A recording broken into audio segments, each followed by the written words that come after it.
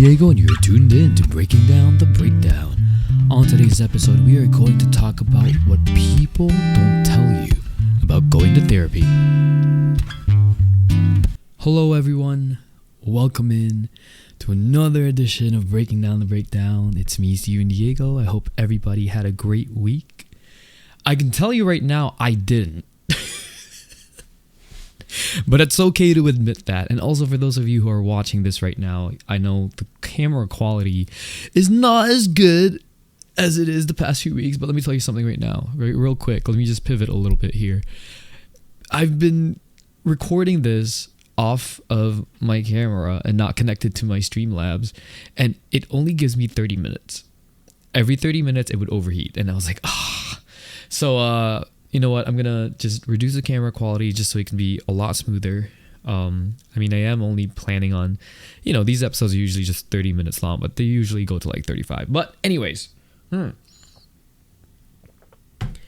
I decided to talk about this today because I was thinking about it. And there are so many people out there who are debating on going to therapy. And for the most part, the only thing we ever really hear about therapy is either how great it is for people or how bad it is for certain people, but never why it's great or why it's bad. And I know there are a lot of people out there who, I don't want to say hesitant, but a lot of you are really wondering about it. But I know that taking that first step, taking that, it almost feels like a plunge. It almost feels like you have to jump into it, right? Like it's scary. It is a scary thing. Like I was forced into therapy because of what happened to me. And honestly, I'm glad that I was forced into therapy because there are a lot of things that I'm figuring out about myself that I never would have figured out before, that I never would have uncovered. Unfortunately, and this is why I wanted to talk about this today. These very things could also be triggers for a lot of us. And I don't want to say a lot of people go through this, but people do go through this where they start to feel like they're getting worse in therapy. But we're going to get to that a little bit after. I just kind of wanted to explain to y'all what you're all into. So welcome.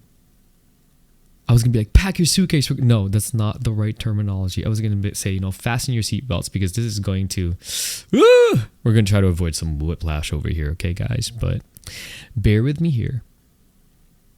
I need to share what happened to me last week. I had a therapy session and therapy for me is very triggering. For those of you who know, who's been listening to this podcast for a few seasons now, I'm very open about having OCD. Unfortunately for me, because I talk about OCD, it allows my intrusive thoughts to kind of get that gears rolling, right? For people with OCD, we don't like being reminded of certain things because it will take us down memory lane of how bad it used to be, how bad it is, how bad it could get. A lot of cognitive distortions, a lot of overthinking, a lot of what ifs, right? A lot of, trying to be like I'm psychic even though I'm not. I forgot what that was called. But a lot of that happens. And with therapy, for me, I find it is very triggering, especially depending on what I'm talking about, right? Majority of the time that I'm in therapy, I actually don't talk about my OCD anymore. Because for 4 years, I've learned how to live with it. I've learned how to manage it. But, managing it is very different, right? Like learning how to live with something is different from feeling like I'm free, like I'm good, right? Like I as much as I would like to think I am pretty good up until this weekend. And it was because therapy triggered that out of me. But as terrible as that sounds, right? A lot of you are listening to this, you're probably able to relate. First of all, I want to get into my side of things. This is not to discourage people from taking therapy classes. No, sorry. My brain just sometimes, it just goes everywhere. This is not to discourage people from seeing a therapist. It's really not. I am pro whatever it is that you need to do for yourself. See what I did there? Do I endorse it? Yes and no. I say no only because, like if you can't afford it, that's going to be another form of stress for somebody. And, maybe, there are tools online, you can listen to this podcast. There are a lot of podcasts that could help you maybe deal with it at the moment, right? I don't want to say help. Don't Dr. Google yourself. I think that is one of the worst things you can do if you don't have access to other industry professionals that could give you tips and tricks here and there, right? That's what I did, right? For the most part with my OCD, I actually did all the work myself. My therapist always reminds me of that every time I'm in a session and I'm feeling some type of way about myself. He will always remind me that I was the one who actually got my own healing underway. And honestly, it's very empowering. And that's one of, for me, one of the pros of going to therapy, because it allows me to remind myself how capable I am of wanting what's best for me, right? So with that being said, when I went into therapy this past week, it originally wasn't going to be about my OCD. I usually talk about relationships, about financial situations, about my career. I keep my therapist because I find that, as triggering as it is for me, there are a lot of things, especially if I have questions. So I think I don't want to make a checklist because then I'll forget this. I'm terrible at that. Like, I'm not organized at all. Unfortunately, y'all are listening to a podcaster who's not organized. But you know what? I mean, this is why I podcast, because I wanted to show everybody that, hey, somebody who has scattered thoughts can do it too. All right. So if you're just like me, hey, and you want a podcast, do it. Just fucking do it. But what I was trying to say was, before going to therapy, I suggest that y'all should write down how you're feeling. Not an hour before, not the day before, literally the moment it happens. The moment that it happens, write it down. Because I can guarantee you $3,600 that on the day of your therapy session, you're not going to remember how it felt. You're not even going to remember what happened. And you will only be reminded of it after your therapy session ends. And you can bet your ass that's what happened to me. Rookie mistake, and it happened to me. I am going through a very challenging time in my life currently, financially and with relationships, with friendships, with my career, everything, right? I mean, hence my, my past, come on guys, get a clue. Look at what I've been posting on my podcast. What have I been talking about? No, but in all honesty though, right? Like, I'm going through a lot. And I didn't expect that all of my emotions have actually been pent up. All because I was under the guise of, I can handle it. Sounds familiar? I bet you can relate, because I feel like a lot of you do that. Let me just drink this.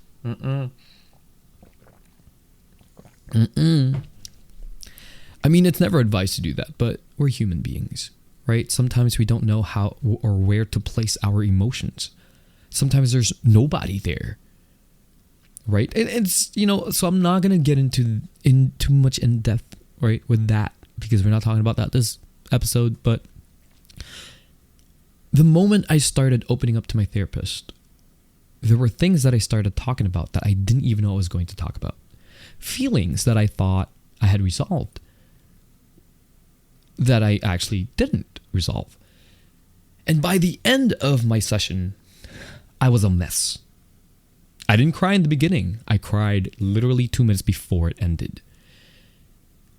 And before you know it, obviously he had other clients and he felt bad, but he had to go, right? And for me, it was one of those situations like, yeah, I understand. He didn't see me cry. He felt bad because he knew I was getting really emotional, but for me, I was a mess. And yes, I do take it online. So that's another thing for you guys. I'm so scattered, y'all. But just another thing. If you are looking into therapy and you are kind of hesitant because you don't really want to go to the office, you don't really want to see them in person, guys, online. I do mine through Skype. Skype? Wait a minute. Whoa, I meant Zoom. I'm so sorry. Guys, I'm like stuck in the 2000s. Like, I'm telling y'all. Like, just last week was some weird shit with me, okay? So bear with me here, guys. I'm trying not to disappear again from the podcast like I always used to when I'm not feeling up for it. But anyway, why did I say Skype? I have mine through Zoom. Oh my goodness. I literally just aged myself there. But I have mine through Zoom. And honestly, I feel like it's the same thing because I get what I want. It's not like I go to therapy so I can get a hug from my therapist, right? That's not how it works, right? The hug that I'm getting are actually tools. They are tidbits of information that I pick up. I usually have my notepad or WordPad or Microsoft Word up while I have my therapy session so I can type anything that he tells me. Small things that I know will help me, that I read through over and over and over again. Just so I can remind myself, okay, this is what I came in for. But anyway, the point of that I was trying to make earlier was it was a very triggering session. And I was left there with my feelings. I had things to do that day. It was a very busy day for me that I wasn't able to just really process what I was going through. And it manifested itself throughout the weekend. I had plans with friends throughout the weekend, and honestly, I just disappeared from everybody. I want to give a great shout out to superb Twitch streamer / writer codename Sage for keeping me afloat this weekend. You know, like if it wasn't for him, I honestly would be more of a mess. But sorry, I just got to give credit where credit is due because it was a very challenging weekend. I don't think I've cried that much in a very long time.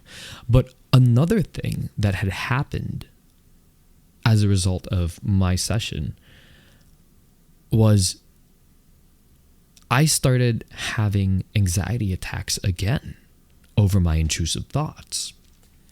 That's something that hasn't happened in a very long time. It also sometimes manifests itself as nightmares to me. And just last night, I had one of the worst nightmares I've had in a very long time. For a lot of people, when they experience something like this post-therapy, they want to start kind of, and rightly so, but they want to start figuring out what is wrong with their therapist. Because for them, they think that a therapist shouldn't make you feel this way. And this is where a lot of people make a mistake. I will say that. There are certain therapists out there that I'm like, okay, yeah, like leave because they don't care, right? For a lot of people, they have to cycle through 3 or 4, I believe. I think what, 3 is the magic number for finding a therapist. I got lucky with mine. I got very lucky with mine. I was referred by the hospital, but that's also, I got lucky I was in the hospital in the first place and they knew who to refer me to, right? When you do your own research for your own therapist, that's very hard. That's very challenging. So I commend all of y'all who has been through multiple therapists and have finally found a really good one that really suits your personality and suits you better, right? But going back to it, a lot of people make that mistake because they think and they liken going to therapy with feeling good about themselves. Not necessarily getting better, right? But we go to therapy to get better, not to feel good. Feeling good could be a byproduct of getting better. Yes, in the long run, it is. If you look at the bigger picture, it is. But just kind of like working out. Oh no, Himbo Steven is here. But just like working out where you have to go through grueling discipline, insane diets, right? Like working out almost every day just to get the body that you want to go to the beach or whatever it is. There's a lot of pain involved. There's a lot of patience involved. And I think that is one of the biggest things about therapy that people don't talk about. When you get into therapy, it teaches you patience. I will never forget the first few months I was in therapy. For my OCD, I have harm OCD. Everybody who's listened to this podcast knows this. If you're new to this podcast, welcome in. But I have harm OCD, right? And it manifests itself into me thinking I'm going to go and kill people. I'm going to go and harm people. I'm going to go push a lady down the stairs. I'm going to go, push a baby in front of a bus. I'm going to go kill all my friends, kill my best friends. I'm going to go and strangle a pregnant person. Like, it's fucked up. Really fucked up. I thought I was psychotic, right? I was scared of myself. I was scared of myself. I was scared of what I'll do, right? And that's why I got admitted. We all know this story. But then that's also when I got released, I needed a psychotherapist to figure out what was going on. And I remember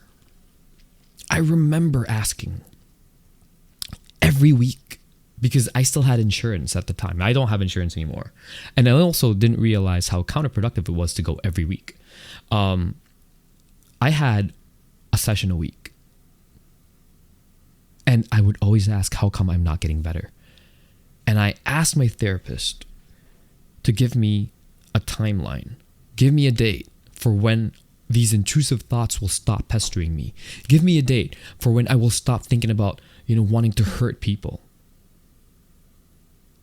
And my poor therapist, I didn't know at the time, and I understood why he did it. But he goes, I give you 6 months. 6 months. I was so ready. I was like, I did my work. I did my homework. Even when I wasn't in therapy, I was doing my homework every single day because I wanted to get better. Because I don't want to hurt anyone. I would rather hurt myself, which is actually not a good thing, by the way, guys. Just putting that out there. But that's how much I don't want to hurt people. But that, for those of you with little understanding of OCD, that's what it preys on. It preys on the things that you think is the worst thing that you could ever think of. And that to me is the worst thing. And for me in my life is to hurt others. I cannot live with myself if I ever lay a finger on anyone. I can't. So that's what it preys on. And, for 6 months, I would do things. I would do my work, but I would always check back on myself. It's kind of silly. There are some days where I would sit here and I would test myself. Let me think about something violent. And it gets stuck. What did I expect? Well, I expected to have been getting better. Because I didn't know how it worked. I thought it was like, because I got it from getting high. Well, it got amplified from getting high. I thought it was like a trip, like a bad trip that's going to go away one day. 6 months rolls in. And I told my therapist, you told me 6 months ago that at this point I was going to get better. And he said, yeah, aren't you better? And I said, no. I still have the same intrusive thoughts. And he asked me, do you still have terrible anxiety attacks? I'm like, no, I know how to deal with them. Okay. When you think of those thoughts, are you still afraid of being around other people? And I'm like, to a certain extent, yeah, of course. But I miss my friends. I miss being around people. So I just have to bear with it. He goes, okay. So wouldn't you say you're better? And I was like, fuck you. Sorry, that was a very loud fuck you. But I was like, fuck you. Are you serious? And he was like, Steven, you asked me if you were going to get better in 6 months. And I said, yes. I was looking for something else. I wanted to be completely cured of my mental health disorder. Unfortunately, there is no cure for OCD. There isn't. Or maybe I shouldn't say unfortunately, because I'm actually at this point in my life where I count it as a blessing now. Because being diagnosed with it and really going to therapy because of it allowed me to change myself for the better. It allowed me to uncover who I truly am as a person and realized, and this is one of the triggers that happened during my therapy, is realizing that who I was in the past, that was never me. I had fragments of me that would come out here and there, but I never knew who I truly was because of all of my traumas, because of everything that I've been through. And so to this day, I am 36 this year. To this day, I'm still learning how to be me. And going to therapy really helped me understand that this is what life is. It fucking sucks. But it's so exciting. Because for a lot of us, we haven't even met the best versions of ourselves yet. But we're already trying to rob ourselves of that chance, of the opportunity to be that. All because we don't know what to do with our emotions, with our feelings, with our situations, with ourselves. It was very important for me to talk about that.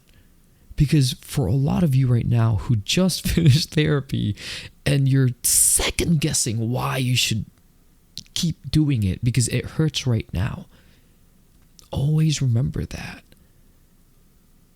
You gotta go through the pain, right, to get better. But that's not all. The pain is teaching you something. Is it teaching you that you're an emotional wreck and that you feel weak and you don't want to do this anymore? Yes, that's what it taught me. But also in that moment is where I found myself. In that moment is when everything really just kind of came together for me. It was like a light bulb, you know, like eureka, this is what it is. This is why I started this podcast, because of that. I always wondered how many people feel this way and have no one to talk to about it because no one can relate. And then when I started doing this podcast, I realized there are too many of us who can relate to this. There's too many of us who are going through the same things. But that's what therapy is for me. Going to therapy really helped me, not just with my disorder, but with myself, because it taught me discipline and it taught me something that people won't talk about. Or not, it's not that they won't talk about it, they don't talk about it because, you know, therapy is such a personal thing, right? Like, you're not going to go to your friends and be like, oh, so what did you talk about in therapy? What the fuck?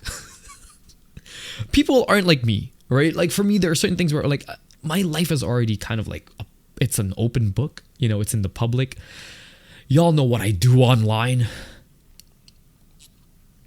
That's going to be a future topic, by the way, but you all know what I do, right? Like, for me, like, there's some semblance of privacy that I've, you know, maintained, and I love that.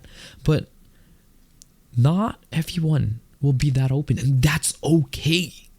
It should be taught that that's okay. Like, don't cross boundaries. People have their walls up. Let them have the walls up. It's up to them to create a door for you. It's up to them to create a window for you. It is not for them to break down walls. I hate that term. I hate when people say, you gotta break down your walls and let people in. Nah, bitch.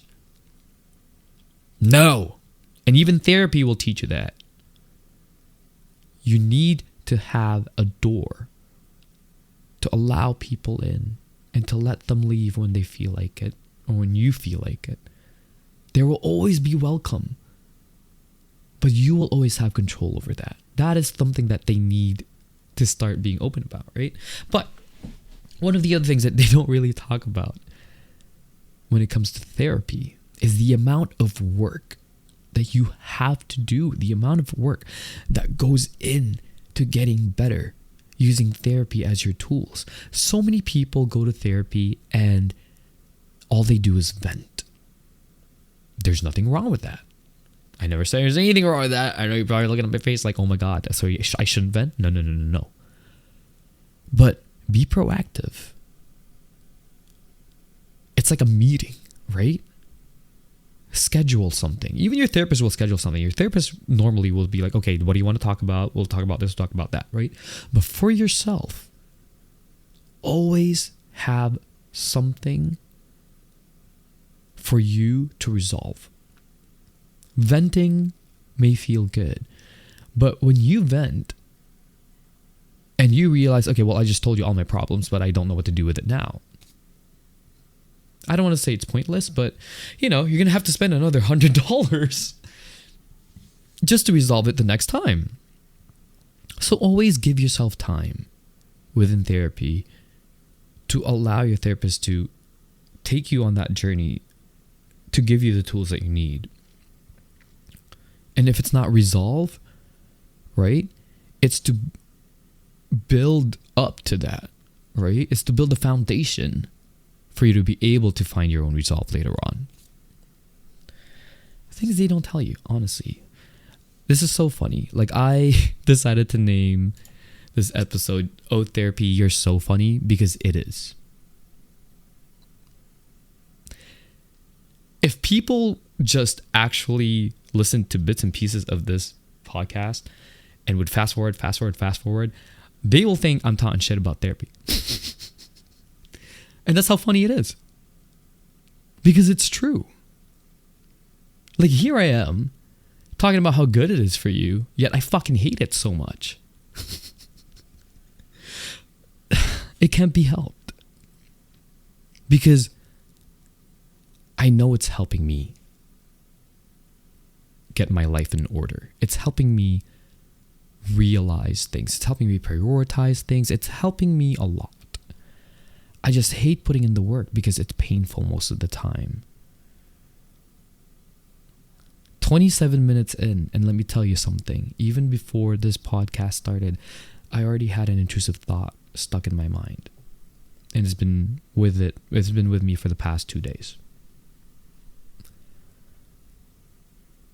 There are certain days, if it wasn't for therapy, I wouldn't be able to sit here and do anything. I would be under my blanket listening to gospel songs, because at least gospel songs, I'm Catholic, and gospel songs help me. All right, I'm not saying you should listen to gospel songs, especially if you don't believe in God. I mean, shoot, don't. That's not gonna do anything for you. I'm just being honest here, guys. I don't ever want to talk about religion on my podcast because I am Catholic, but I'm open to all religions. Like, I have friends from different backgrounds. I will never force it down other people, and I would never expect people to, adhere to my own religion just because. No, it's not like that. So I'm just trying to say, right, you have to do what works for you. And for me, that worked for me. But even by doing that, I didn't realize I was feeding into my OCD. Much like washing hands, much like checking a doorknob, that was my form of checking. If only I listen to this because it's good, things will go away. My thoughts will go away. Therapy taught me that that's not how you deal with it. And I know this is going to an end. This has been the fastest 30 minutes of my life. But I could follow this up again in the future with somebody else who goes to therapy. I would love that. Actually, if you guys are willing to get on the show and talk about your own experiences with therapy, bad or good, both would be preferred. Please let me know. Find me on Instagram, Breaking Down the Breakdown Pod. Or is it Pods? Wait. I don't even know my own Instagram handle. Honestly, I am the worst. No, that's page not found. It's pod without the S. Okay, breaking down the breakdown pod. Okay, guys. But honestly, y'all, if you want to be on the show, just find me on Instagram and let me know. Or email me, do it the old-fashioned way. Breaking down the breakdown at outlook.com. Can you believe it? We have our own email. Also, shout out to everyone, people in the Philippines who are listening right now. The people in Korea listening right now. I can't believe I'm number 8 on the charts. At least that one episode was number 8. That's wild. This is dedicated to y'all. This is dedicated to everybody, but a lot of you guys are listening to me from South Korea, and please hang in there. It's a very, it sounds like these, I wish I knew how to speak Korean, only because it's known to the world what's going on there in terms of suicide rates, and we don't know what's up. And if this podcast, not me getting emotional, if this podcast is at least giving some of y'all the distraction or a little bit of relief that you need to get through today, I will keep on doing this for the rest of my life. I would. It's fun. I can keep talking about the same things over and over again with different people if you like. But I just want to see everyone's journey not be stopped in the middle. All because we don't know what to do.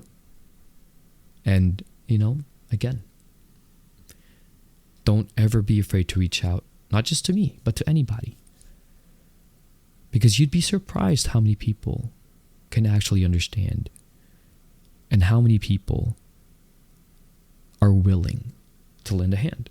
Oh, I'm a rapper. Anyways, all right. This has been Breaking Down the Breakdown with me, Steven Diego. Now, be kind, be compassionate. You never know what people are fucking going through. I almost decked a person today because they were very disrespectful to me in person, but I'm also going through it, right? I told my workplace, I was like, please put me on drive-through bar. I work at Starbucks. I work in a drive-through, and I was like, I don't want to deal with customers today because I am an emotional wreck. My OCD is at an all-time high. I have intrusive thoughts left and right, and I'm at the... if people just press my buttons, I will cry. So, anyways, I just had to say that because I forced myself to go to work. Exposure therapy. What can I say? But anyway, at the same time, I'm glad I didn't do it because you know what? What if that person was just having a bad day? What if that person was having the same exact day I was? See, this is what therapy taught me. It taught me how to be compassionate towards really rude individuals. But thank you so much for listening. I will see you guys next week. Thank you again for being here. And please hang in there. You're beautiful, all of you. Life is precious. And as shitty as it can get 95% of the time, I know the 5%, when it seems too good to be true, it's real though. Let's hang on to that. All right, guys. Good seeing you. Bye.